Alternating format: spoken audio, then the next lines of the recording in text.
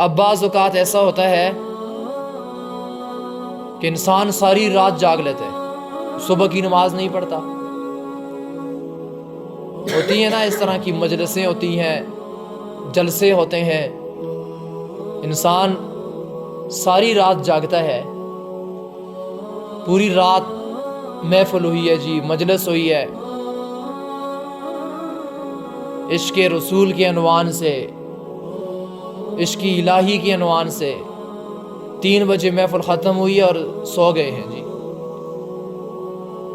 محفل نہ ہوتی، کروڑ محفلیں، لاکھ محفلیں صبح کی ایک نماز کا مقابلہ نہیں کر سکتی۔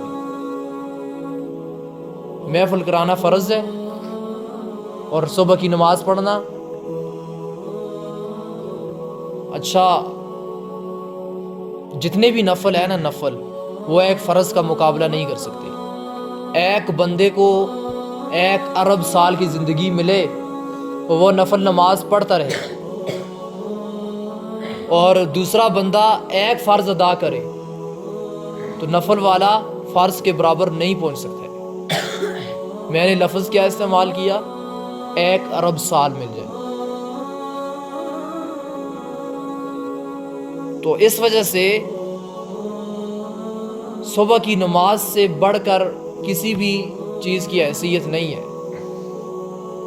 فرض سے بڑھ کر نفل نہیں ہوتا ہے، فرض سے بڑھ کر نفل نہیں ہوتا ہے، اور فرض سب سے بڑا ہوتا ہے جس کا اللہ مطالبہ کرتا ہے۔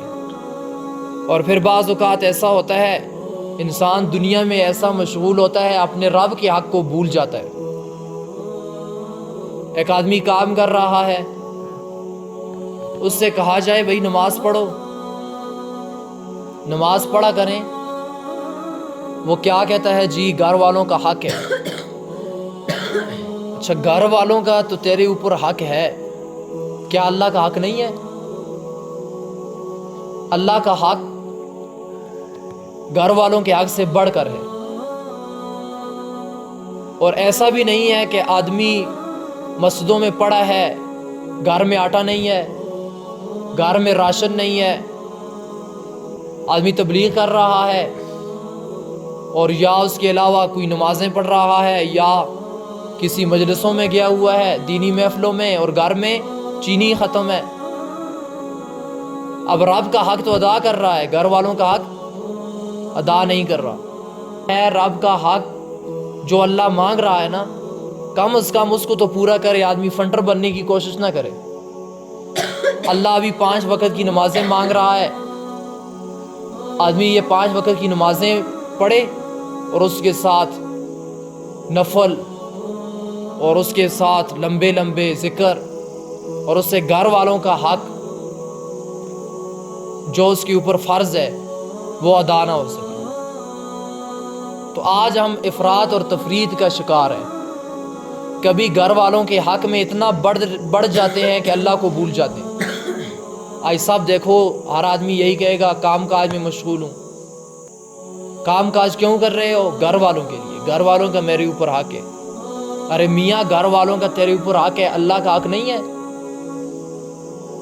ٹھیک ہے گھر والوں کا حق اپنی جگہ پر، اللہ رب العزت کا حق بھی ہے اور اپنی جان کا بھی حق ہے۔ اب اس جان کو اب بچانا ہے۔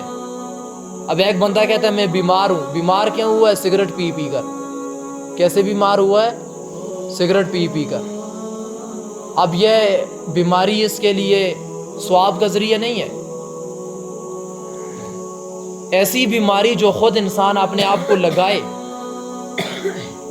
خود انسان اپنے آپ کو لگائے، وہ تو اپنی طرف سے خود ساختہ گڑی ہوئی ایک تکلیف ہے، مصیبت ہے، عذاب ہے۔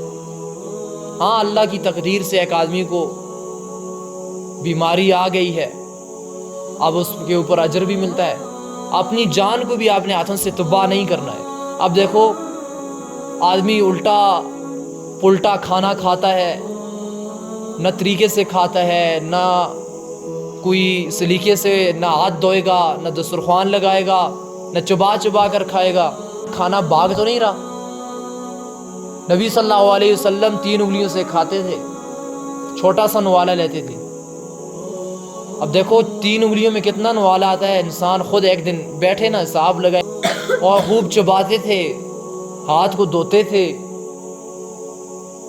اور یہ جو ہم نے فریجوں میں سال سال سے مہینے مہینے سے ہمارے کھانے پڑے ہوتے ہیں, یہ تو تباہی کر دیتے ہیں انسان کی. یہ بھی خراب ہی ہوتے ہیں ایک قسم کے.